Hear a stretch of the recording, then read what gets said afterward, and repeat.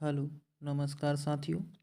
एक बार फिर आप लोगों का शुभ नॉलेज पॉइंट में स्वागत है। तो आज के इस वीडियो में हम लोग साथियों देखेंगे एसएससी जीडी से संबंधित जीके और जीएस के कुछ महत्वपूर्ण प्रश्न जो आपके आने वाले एग्ज़ाम में काफ़ी महत्वपूर्ण साबित होगा साथियों। आपके आने वाले एसएससी जीडी एग्ज़ाम के लिए ये वीडियो काफ़ी ही महत्वपूर्ण होगा साथियों, तो इसलिए आप लोग वीडियो के अंत तक बने रहें।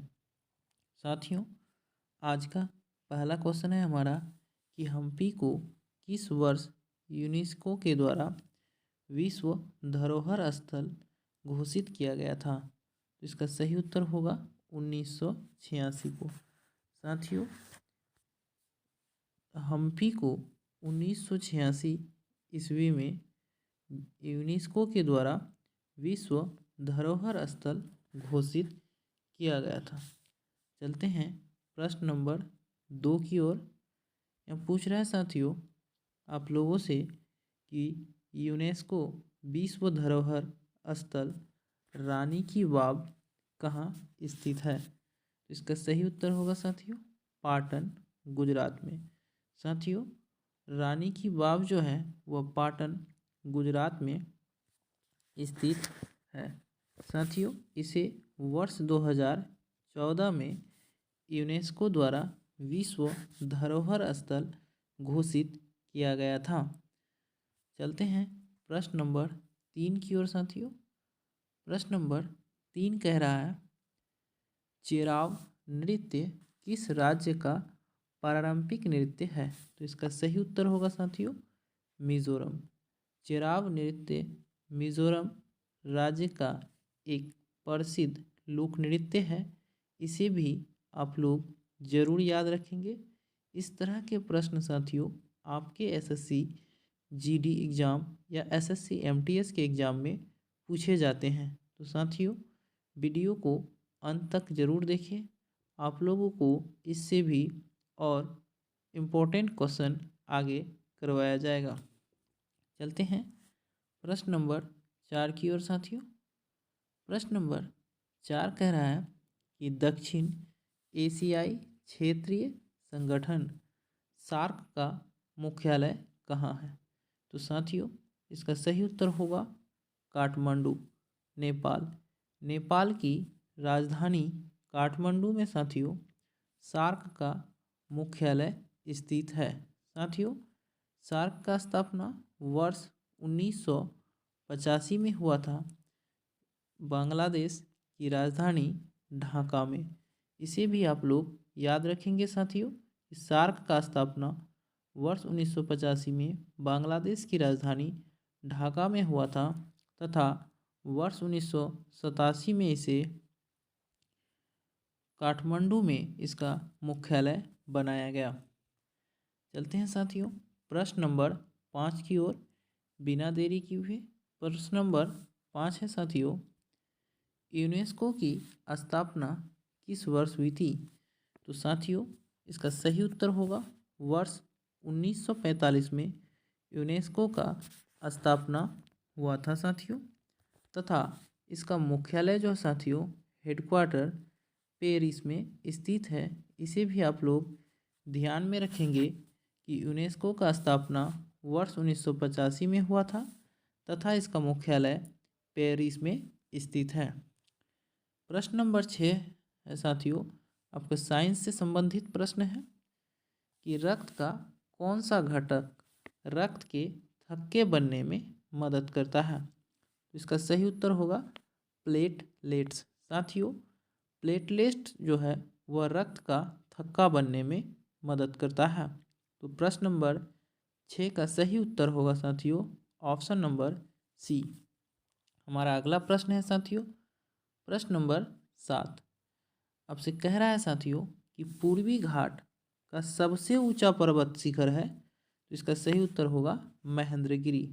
साथियों, पूर्वी घाट का सबसे ऊंचा पर्वत शिखर महेंद्रगिरी है, तो इसलिए इसका सही उत्तर होगा ऑप्शन नंबर बी। हमारा अगला प्रश्न है प्रश्न नंबर 8। साथियों, प्रश्न नंबर 8 है पत्तियों में मौजूद हरा रंग किस नाम से जाना जाता है? तो इसका सही उत्तर होगा साथियों, पत्तियों में मौजूद हरा रंग जो है साथियों वह क्लोरोफिल के नाम से जाना जाता है। इसे आप लोग ज़रूर याद रखेंगे कि पत्तियों में मौजूद हरा रंग क्लोरोफिल के नाम से जाना जाता है। पौधे इसी के द्वारा प्रकाश संश्लेषण की क्रिया करती है। चलते हैं साथियों प्रश्न नंबर 9 की ओर। प्रश्न नंबर 9 है साथियों, ईडन गार्डन स्टेडियम कहाँ स्थित है? तो इसका सही उत्तर होगा कोलकाता में। साथियों ईडन गार्डन स्टेडियम कोलकाता में स्थित है। साथियों ईडन गार्डन स्टेडियम क्रिकेट का सबसे पुराना स्टेडियम है। इसे भी आप लोग ध्यान में रखेंगे तथा भारत का दूसरा सबसे बड़ा स्टेडियम है। भारत का क्रिकेट में सबसे बड़ा स्टेडियम नरेंद्र मोदी स्टेडियम है तथा दूसरा स्टेडियम ईडन गार्डन स्टेडियम है। चलते हैं साथियों प्रश्न नंबर 10 की ओर। प्रश्न नंबर 10 है साथियों कि पत्ती की निचली सतह पर स्थित छोटे छिद्रों को क्या कहते हैं? तो साथियों इसका सही उत्तर होगा रंध्र। पत्ती की निचली सतह पर स्थित छोटे छोटे छिद्रों को रंध्र कहते हैं। साथियों पत्ती की निचली सतह पर छोटे छोटे छिद्र जिन्हें रंध्र के नाम से जानते हैं, इन्हें स्टोमेटा भी कहा जाता है। ये भी आप लोग ध्यान में रखेंगे साथियों। तो इस तरह के प्रश्न आपके एसएससी जीडी में पूछे जाते हैं। साथियों इससे पहले एसएससी जीडी में साइंस में ये प्रश्न पूछा गया था, तो ज़रूर आप लोग ध्यान में रखेंगे। हमारा अगला प्रश्न है साथियों प्रश्न नंबर 11 है साथियों कि मनुष्य में ऑक्सीजन परिवहन के लिए उत्तरदायी है। तो इसका सही उत्तर होगा साथियों हीमोग्लोबिन। मनुष्य में ऑक्सीजन परिवहन के लिए उत्तरदायी है हीमोग्लोबिन। रक्त का लाल रंग भी हीमोग्लोबिन के कारण ही होता है। इसे भी आप लोग ज़रूर याद रखें साथियों। हमारा अगला प्रश्न है साथियों प्रश्न नंबर 12, टीबिया किसका भाग है? तो इसका सही उत्तर होगा साथियों टीबिया पैर का भाग है। साथियों टीबिया, फिबुला, मेटाटार्सल तथा टार्सल पैर की अस्थियां हैं।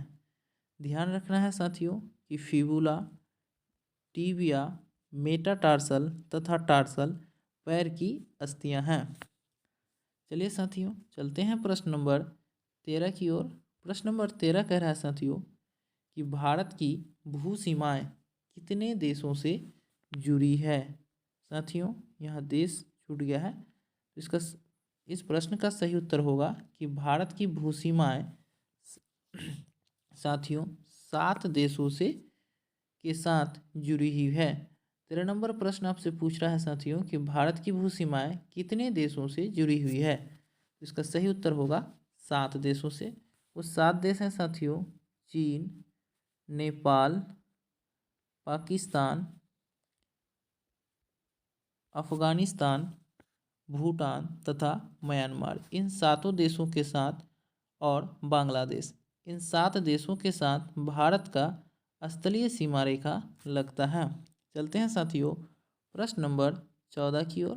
प्रश्न नंबर 14 है साथियों कर्क रेखा भारत के इनमें से किस राज्य से होकर नहीं गुजरती है? तो साथियों आप लोगों को याद होगा कि कर्क रेखा भारत के 8 राज्यों से होकर गुजरती है, जिनमें से उड़ीसा शामिल नहीं है। तो साथियों प्रश्न नंबर 14 का सही उत्तर होगा ओडिशा। कर्क रेखा ओडिशा राज्य से होकर नहीं गुजरती है। तो धन्यवाद साथियों, फिर मिलते हैं अगले वीडियो में। तब तक के लिए जय हिंद।